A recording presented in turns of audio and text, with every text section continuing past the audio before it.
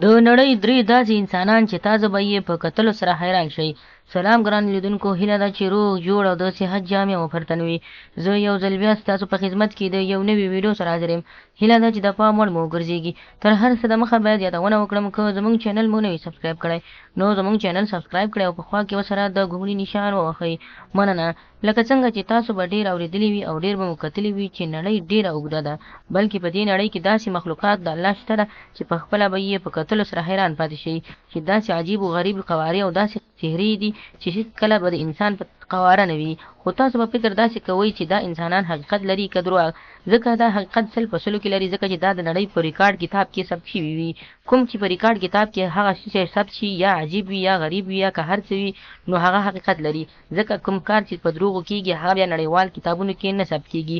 د دې ډلې څخه ما تاسو ته نن درې داسې انسانان راوړي چې په ډېر عجیبه طریقه باندې دوی پیدا شوي او دې نړۍ ته یې سترګې را پرانیستلي دي. لومړی انجلا پیټرس. انجلا پیټرس د امریکا اوسیدونکې ده او په امریکا کې پیدا شوې ده. دا جنۍ په 2014 کال کې د نړیوال ریکارډ په کتاب کې خپل ریکارډ ثبت کړ چې د خپلې ژبې درازوالی یا اوږدوالی یې تر 14.8 انچه پورې د ژبې اوږدوالی و، چې دا په نړۍ کې تر ټولو خطرناک انسان بلل کېږي، بلکې داسې انسان نه چې هغه د انسان د ژوند لپاره خطرناک بلل کېږي. دا په ریکارډ کې یو خطرناک ریکارډ جوړ شوی دی چې د انجلا پیټرس لخوا په نوم ثبت شوی دی. دوهم اندرس ګولیس. اندرس ګولیس د انګلستان دوهمه ملکه چې د انګلستان کې په ټولو هغه مشهوره ده چې په دې نامه یوه ملکه د انګلستان او دوهمه یې دا ده.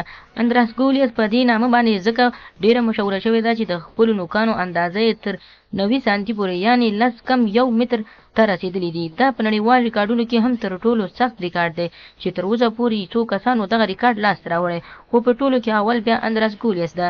دا په نړۍ کې تر ټولو لومړۍ ښځه او مېرمن ده چې ډېر غټ اوږده نوکان لري چې د انګلستان د هېواد څخه ده او په دوهمه ملکه هم مشهوره ده. دریم چین پونګ. د چین د هېواد څخه ده چې دا د چین مربوطه هېواد پورې تړل شوې ده.